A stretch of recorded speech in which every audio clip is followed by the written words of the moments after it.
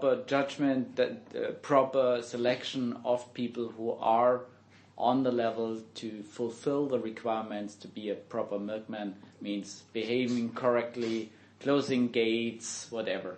Yeah, and you would expect as a duty of care to its customer base that there was a performance process behind the back of that monitors, captures that sort of information, which is really good. And we know that as a Milk and More customer, I can go onto the website and I can leave the appropriate feedback. Customer service team are very good. They come straight back to you with problems and issues and solve them for you. So yeah, I'm really comfortable that Milk and More have the appropriate checks in place, that the trust that I put into my milkman is actually the service that I get.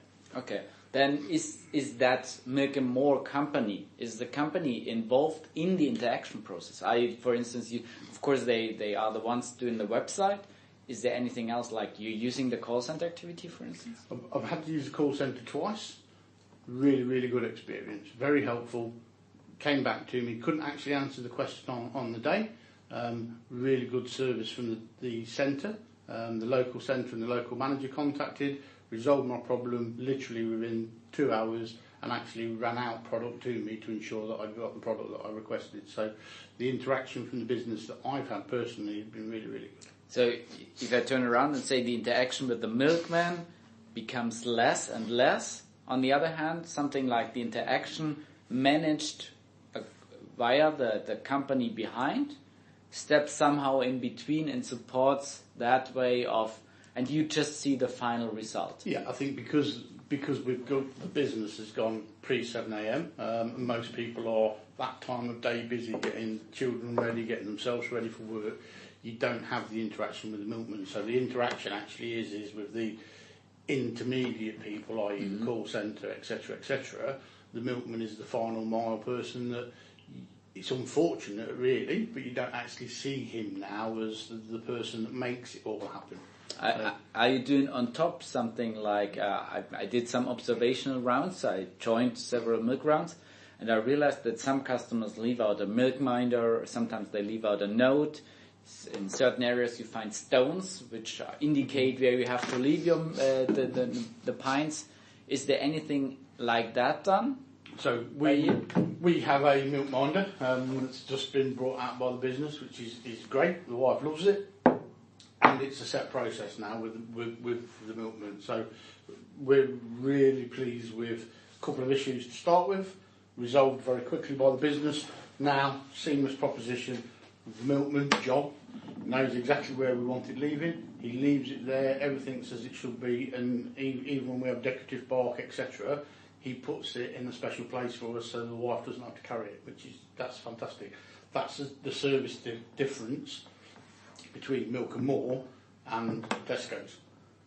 It's why you don't have the interaction on a personal level to talk to the milkman because of the delivery time. The service is still personal. And it's I guess that the milk minder helps to define the place exactly where that interaction happens, or that kind of handover process happens, because you could leave the pints as well as the products at any place at your property, at your doorstep, and maybe that helps definitely both parties to have a defined area. Here you place it, and sets clarity of requirement. That's what it does. And because the milk minder and the milk box is so visual, you can't get it wrong. So that's where, again, it becomes personal because it goes where I want it to go. Alright. So yeah, very good. Very good. But this isn't used by someone else as well? Because you could use the delivery boxes for any interaction with others. Yeah, no, so you wouldn't tell your Amazon guy now, come on, also just leave it in that box? No? Not currently. We just use it for our Milk and More. Okay, but you already touched now the place of interaction or that handover. I think so far I got that you don't have anything else specific in place like the stone thing I mentioned. What about the timing? You mentioned earlier you feel it's a good impression to have someone around who has regularly a look onto the property, or at least the surrounding of that. Is that a fundamental part you would expect from a milkman? Yeah, he turns up generally, John, around 4:30, 4:45. So we know that because my house is surrounded by CCTV because we're rural. One of the nice things is when me, look at the CCTV when I get home, periodically John will actually look at the cameras and wave. So he knows that we're there. Yeah. He knows, but we also know that he's keeping his eye on the general area of the property. So you would expect that if there's a window broken or there's some smoke coming out of whatever, you would expect that he rings the bell or calls the police or whatever. Yeah, very good. Okay, that is my impression as well as I got it from the different observations I saw. So the time of the day is definitely a reason as well. If he would deliver not in the early morning or during the night, if he would do the same during daylight, you would expect that someone else is taking part of it. It would be less important for you, I guess. Less important, and for us, a post 7 a.m. delivery wouldn't work because there'd be nobody at home. So we would actually then, if it got past 7 a.m., we wouldn't have the delivery service that we have because it just wouldn't work for us. Okay, so it's mainly driven by your routines, by your working behavior. Yep. When you leave the house, when you come back, and how it fits into that. Yeah. Nevertheless, I'm a bit surprised that you're not the first customer who tells me that. But on the other hand, we definitely, all of us go to the Sainsbury's, Tesco's at least once a week, commonly. So we have certain shopping behaviors, most of us, and we pass certain areas where we could buy in the evening most of the stuff. I think you mentioned that breakfast experience on the weekend, which is a different level than just something you buy at a petrol station. Mm-hmm. Yeah. That might be a reason, but is there anything else? It is, but I work away from home all week, and the wife literally gets in a car in the driveway at 6:45 in the morning, and she drives main roads, so she's on the main A1, which is one of the main roads in the country, and she drives to her place of work.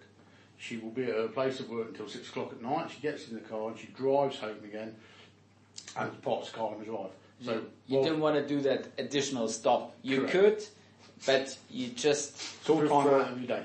Okay.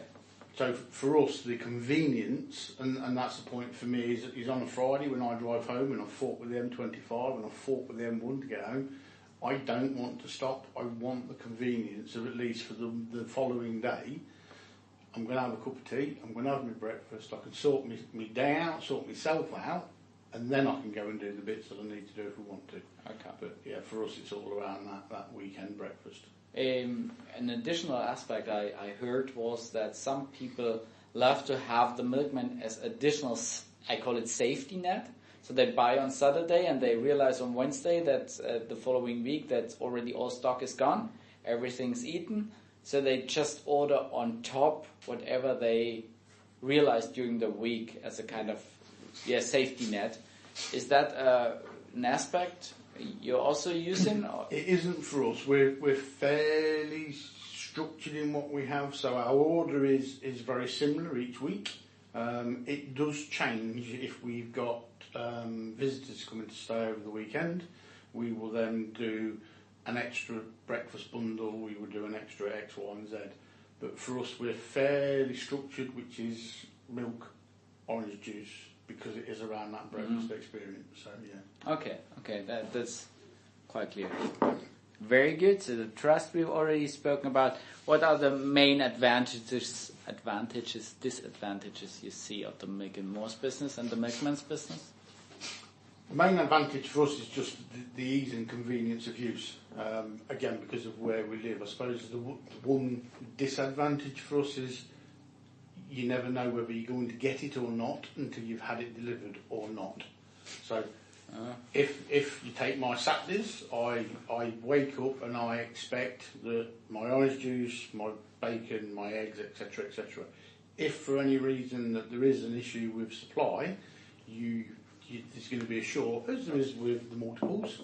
But the multiples have a system that tells you that you are going to be. So Morrison's, as an example, will send you a text to tell you that this isn't available, or they're going to substitute it with this prior to your delivery. With Milk and More, you don't get that currently. So I could wake up where I get the bacon of my breakfast bundle, but I don't get the eggs.